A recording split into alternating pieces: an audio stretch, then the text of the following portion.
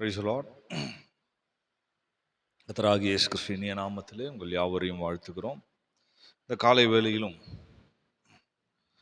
நாம் தியானிக்கூடிய வேத வசனம் மத்தேயு எழுதின சுவிசேஷம் 24 அதிகாரத்தின் 13 வசனத்தை வாசிக்கிறோம். முடிவு பரியந்தம் நிலைத்திருப்பவனே ரட்சிக்கப்படுவான். ஆண்டவராகிய இயேசு கிறிஸ்து ஜீவித்த காலகட்டத்தில் இவ்விதமான ஒரு வார்த்தையை சொல்லுகிறதை நாம் பார்க்கிறோம். முடிவு வரைக்கும் நிலைத்திருக்கிற மனிதன்தான் ரட்சிக்கப்படுவான். முதலாம் கொரிந்தியர் 7 அதிகாரம் 24 வசனத்தில் அப்போஸ்தலனாகிய பவுல் சொல்லும், சகோதரரே, அவன் தான் அழைக்கப்பட்ட நிலைமையிலே தேவனுக்கு முன்பாக நிலைத்திருக்க கடவன் என்று படிக்கிறோம். பிரியமானவர்களே, நாம் எந்த நிலைமையில் அழைக்கப்பட்டிருக்கிறோமோ, எந்த நிலைமையிலே நாம் தெரிந்து கொள்ளப்பட்டிருக்கிறோமோ, அந்த அனுபவத்தில் முடிவு வரைக்கும் நாம் நிலைத்திருக்கும் போது மட்டுமே நாம் ரட்சிக்கப்பட முடியும். ரட்சிப்பு என்று சொல்லும் போது இந்த இடத்தில் கர்த்தராகிய இயேசு கிறிஸ்துவினுடைய 2ஆம் வருகையில் பங்கு பெறக்கூடிய அந்த அனுபவமாக அது இருக்கிறது. யார் தாங்கள் அழைக்கப்பட்டதான அந்த அனுபவத்தை நிலைத்திருக்கிறார்களோ அவர்களே கிறிஸ்துவின் 2ஆம் வருகையில் பங்குள்ளவர்களாக மாற்றப்படுகிறார்கள். ஆகவே அழைக்கப்பட்ட அந்த அனுபவத்தில் நாம் நிலைத்திருக்க வேண்டியது மிக அவசியமாக இருக்கிறது. பிரியமானுள்ளே, இந்த காலை வேளையிலும் ஒரு மனிதனுடைய அந்த அழைப்பை குறித்து, அவனுடைய ஜீவியத்தினுடைய அனுபவங்களை குறித்து நாம் சிந்திக்கக்கூடியவர்களாக இருக்கிறோம். முதலாம் சாமுவேல் 9ஆம் அதிகாரம் 1ஆம் வசனத்திலே வாசிக்கும் போது, பென்யமின் கோத்திரத்தாரில் கீஸ் என்னும் பேருள்ள மகா பராக்கிரமசாலியான ஒரு மனுஷன் இருந்தான். அவன் பென்யமின் கோத்திரத்தான் ஆகிய அபியாவின் மகனான பேகோராத்துக்கு பிறந்த ஷேராரின் புத்திரனாகிய அபியேலின் குமாரன். 2ஆம் வசனத்துல வாசிக்கும் போது, அவனுக்கு சவுல் என்னும் பேருள்ள சௌந்தரியமான வாலிபன் ஒரு குமாரன் இருந்தான். இஸ்ரவேல் புத்திரரில் அவனை பார்க்கிலும் சௌந்தரியவான் இல்லை. எல்லா ஜனங்களும் அவன் தோள்களுக்கு கீழாக இருக்கத்தக்கதாக உயரம் உள்ளவனாக இருந்தான் என்று இங்கே சவுல் என்கிறதான ஒரு மனிதனை குறித்து படிக்கிறோம். பிற்காலத்திலே அந்த சவுல் தான் சமஸ்த இஸ்ரவேல் மேலும் ராஜாவாக அபிஷேகம் பண்ணப்பட்டவனாக இருந்தான். அவரை குறித்து படிக்கும் போது அவர் ஒரு வாலிபனாக இருந்தான், பராக்கிரமசாலியாக இருந்தான், சௌந்தரியம் உள்ளவனாக இருந்தான், சகல ஜனங்களை பார்க்கிலும் உயரமானவனாக இருந்தான். இன்னும் அநேக நற்பண்புகள், நல்ல சுபாவங்கள் அவனுக்குள்ளே இருந்தது நிமித்தமாக தேவன் அவனை இஸ்ரவேலின் மேல் தலைவனாக அபிஷேகம் பண்ணினார்.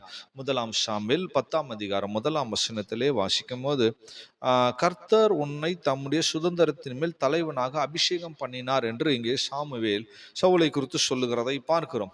11ஆம் அதிகாரத்தின் 15ஆம் வசனத்திலே வாசிக்கும் போது, அப்படியே ஜனங்கள் எல்லாரும் கில்காலுக்கு போய் அவ்விடத்திலே கர்த்தருடைய சந்நிதியிலே சவுலை ராஜாவாக ஏற்படுத்தி என்று படிக்கிறோம்.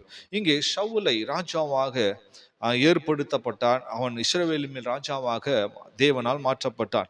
பிரியமானவர்களே,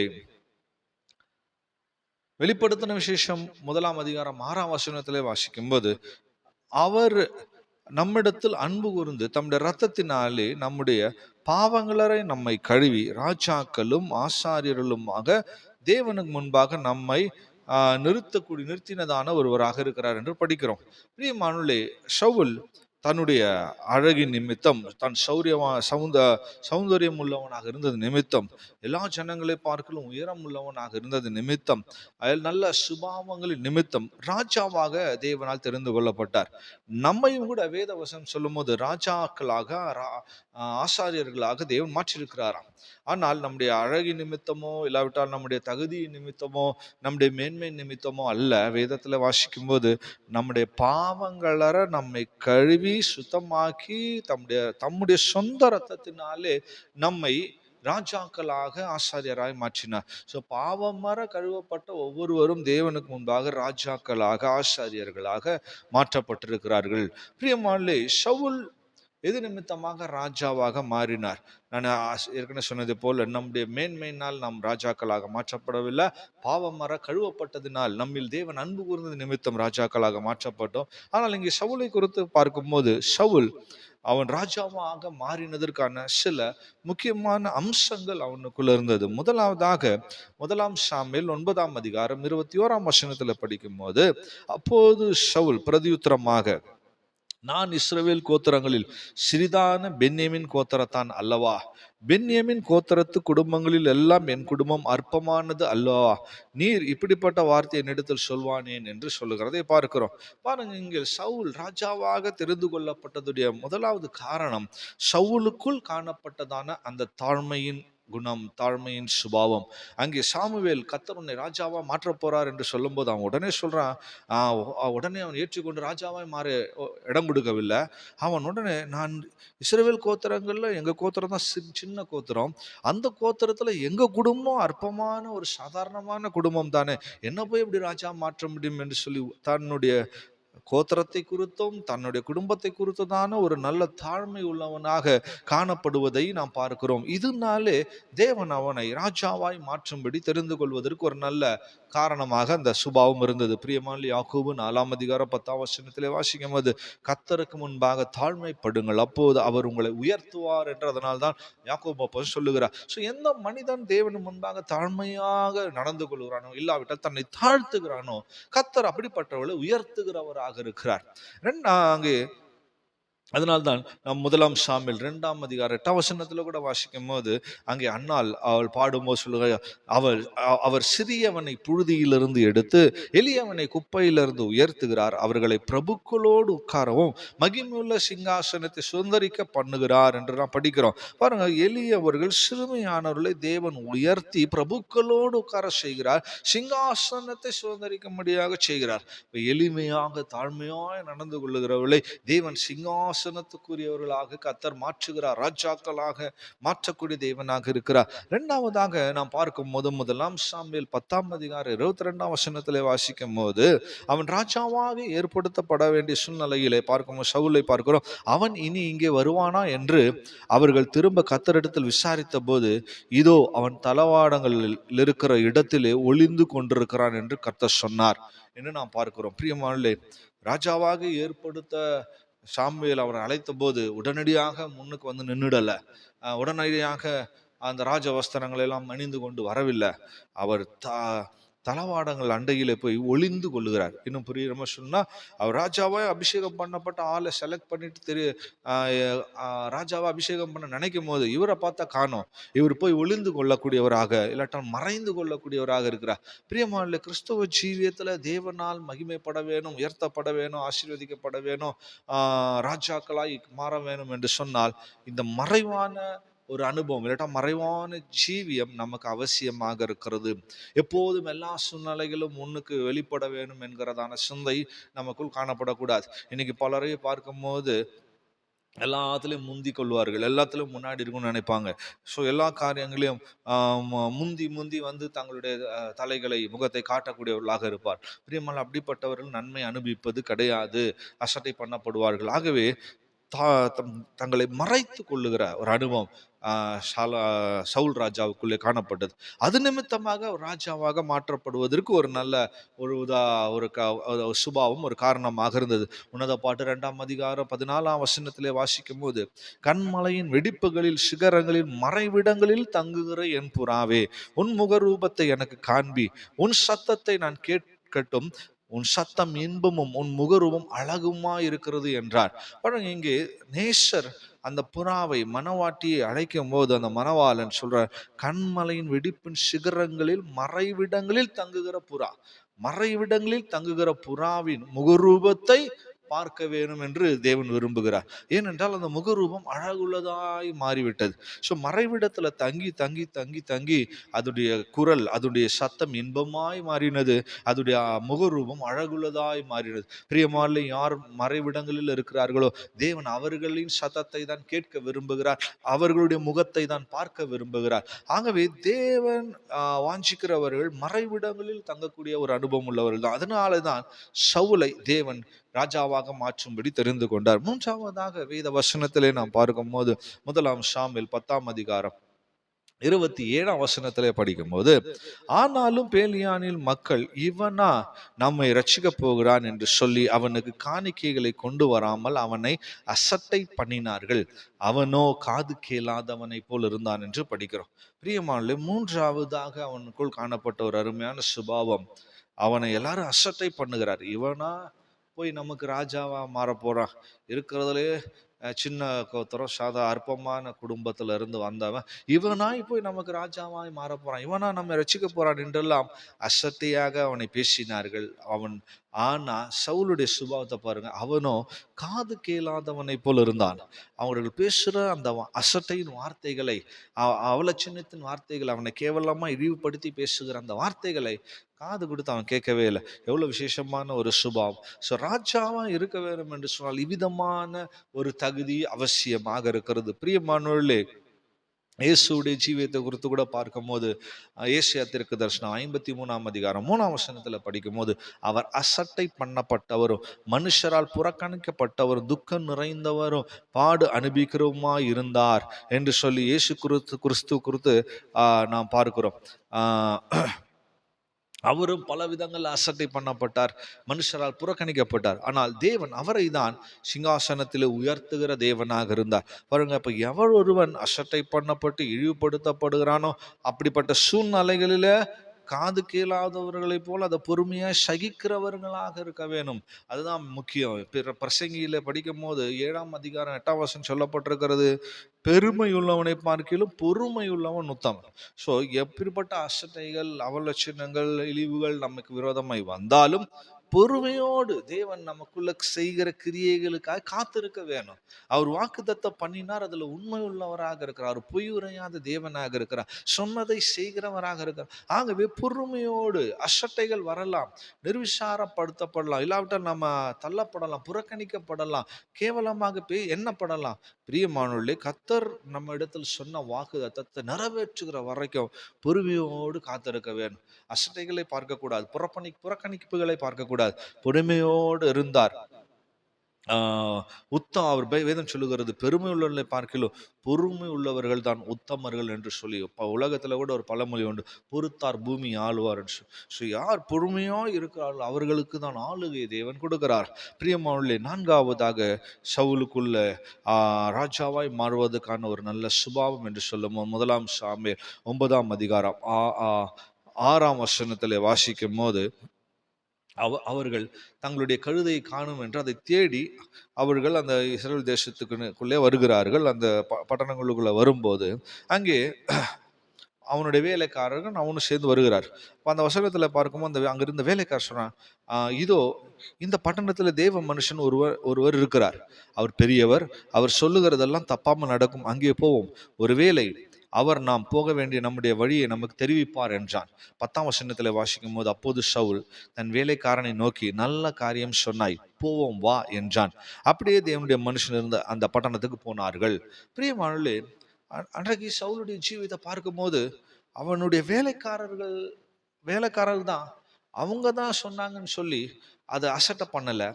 அவங்க சொல்ற வார்த்தைக்கு கூட கீழ்ப்படுகிற ஒரு மனிதனாக சவுல் காணப்பட்டான். ஸோ தேவன் அவனை ராஜாவா ஏற்படுத்தினதற்கான இந்த ஒரு 4ஆவதாக இந்த கீழ்ப்படுகிற ஒரு சுபாவம். பெரியவங்க சின்னவங்க அப்படின்ல, இல்லாவிட்டால் அதிகாரிகள் அப்படின்றதல்ல, அவன் வீட்டில் இருக்கக்கூடிய வேலைக்காரன், அவனுக்கு உதவிக்காக அனுப்பப்பட்டவன், அவ்வளவுதான். பிரயாணத்துல அந்த உதவிக்காக அணுகப்பட்ட அந்த ஒரு சின்ன வேலைக்காரன் சொல்லுகிற அந்த வார்த்தைக்கு கூட கீழ்ப்படிந்து நடக்கக்கூடியவனாக சாமியில் இருக்கிற இடத்துக்கு போலாம் சொல்றாங்க, உடனே கீழ்ப்படிந்து போகக்கூடியவனாக மாறிவிட்டான். பாருங்க, தேவன் நம்மை ஆசீர்வதிப்பதும் தேவன் நம்மை உயர்த்துவதற்கும் இந்த கீழ்ப்படிதல் என்பது மிக முக்கியம். ரோமர் 16ஆம் அதிகாரம் 19ஆம் வசனத்துல வாசிக்கும் போது, உங்கள் கீழ்ப்படிதல் யாவருக்கும் தெரிந்திருக்க கடவுள் என்று படிக்கிறோம். ஆகவே அந்த கீழ்ப்படிதல் நம்முடைய ஜீவியத்திலே காணப்பட வேண்டும். அப்போதான் தேவன் நம்மை உயர்த்துகிறான், மேன்மைப்படுத்தக்கூடிய தேவனாக இருக்கிறார். அது மாத்திரமல்ல, 5ஆவதாக சவுலுடைய ஜீவியத்தை குறித்து படிக்கும் போது 1 சாமுவேல் 11ஆம் அதிகாரம் 11ஆம் வசனத்திலே வாசிக்கும் போது, மறுநாளிலே சவுல் ஜனங்களை 3 படையாக வகுத்து கிழக்கு வெளுக்கும் ஒரு ஜாமத்திலே பாளையத்திற்குள் வந்து வெயில் ஏறும் வரைக்கும் அம்மோனியரை முறியடித்தான். தப்பினவர்கள் 2 பேராகிலும் சேர்ந்து ஓடி போகாதபடிக்கு எல்லாரும் சிதறி போனார்கள் என்று படிக்கிறோம். ஸோ சவுலுடைய ஜீவியத்தை பார்க்கும் போது அவன் ராஜாவாய் ஏற்படுத்தப்பட்ட அந்த ஆரம்ப காலகட்டத்தில் இன்னும் அவன் ஸ்தானத்துக்குள்ள வரல, சிங்காசனத்தில் உட்காரல. ஏற்படுத்தப்பட்ட அந்த காலகட்டத்திலே அவன் போகிற யுத்தங்கள் எல்லாவற்றிலும் கூட அவன் ஜெயம் எடுக்கிறவனாக காணப்பட்டான். ஸோ சின்ன யுத்தம் பெரிய யுத்தம் என்பது இல்லை, எப்படிப்பட்ட கூட்டத்தார் என்பதல்ல, அந்த கூட்டத்தாரோடு யுத்தம் செய்து அந்த ஜெயம் எடுக்கிறவனாக இருக்கிறான், முறியடிக்கிறவனாக இருக்கிறான். சவுலை தேவன் தெரிந்து கொண்டதற்கான ஒரு விசேஷமான நோக்கம். பிரியமானே, தேவன் நம்மை கூட ராஜாக்களாக இல்லாவிட்டால் மேன்மையாக உயர்த்த வேண்டும் என்று சொன்னால் நாமும் கூட ஜெயிக்கிறவர்களாக ஜெய ஜீவியம் செய்கிறவர்களாய் காணப்பட வேண்டும். நமக்கு விரோதமாய் போராடுகிற வல்லமைகள், சத்துருவின் கிரியைகள், எப்பேற்பட்ட பாவங்கள், எப்பேற்பட்ட உலகத்தின் காரியங்கள், சுற்றின்மை, இது எல்லாவற்றையும் ஜெயம் எடுக்கிறவர்களாய் நாம் காணப்பட வேண்டும். இங்கே அவன் அம்மோனியர்களை ஜெயிக்கக்கூடியவனாக இருக்கிறான். பிரியமானே, அந்த அம்மோனியர்கள் என்று சொல்லும் போது முரட்டாட்டம் உள்ள ஜனம், முரட்டாட்டம் உள்ளவர்கள். ஸோ அப்படிப்பட்ட அந்த முரட்டாட்டமான அந்த சுபாவங்களை, அந்த ஜனங்களை ஜெயம் எடுக்கிறான்.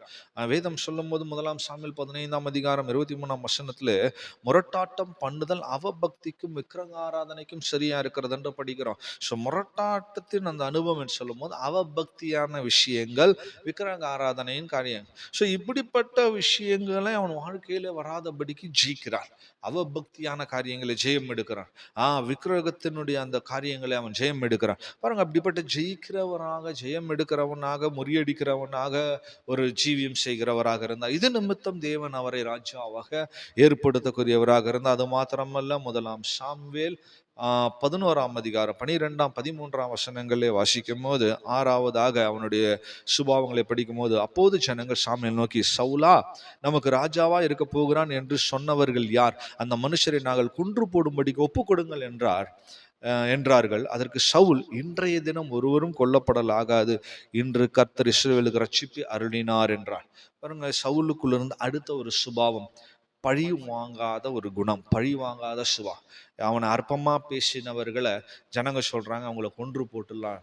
பாரு, உம்மால் எவ்வளோ பெரிய ரட்சிப்பு வந்திருக்கு, எவ்வளோ பெரிய வெற்றி கிடைச்சிருக்கு, அவங்கெல்லாம் அவங்க அற்பமா பேசிட்டாங்க, இழிவா சொல்லிட்டாங்களே, அவங்களெல்லாம் கொன்று போடலாம் என்று சொல்லுமா அவன் சொல்றான், அவங்களெல்லாம் ஒருவரையும் நாம் கொல்லக்கூடாது, இன்றைய தினம் ஒருவரும் கொல்லப்படலாகாது, கர்த்தர் இஸ்ரவேலுக்கு ரட்சிப்பு அருளின நாள் என்று சொல்லுகிறார். பாருங்க, அவங்களுக்கு விரோதமாக கிரியை செய்யணும், அவங்களுக்கு விரோதமாக எழும்பணும், அவர்களை கொன்று போட சொல்லணும். இவன் போய் கொல்ல போறது இல்லை, அங்கே ஜனங்க ரெடியா இருக்காங்க, அவங்கள ஒரு கையை அசைச்சா போதும் போய் கொன்றுவாங்க.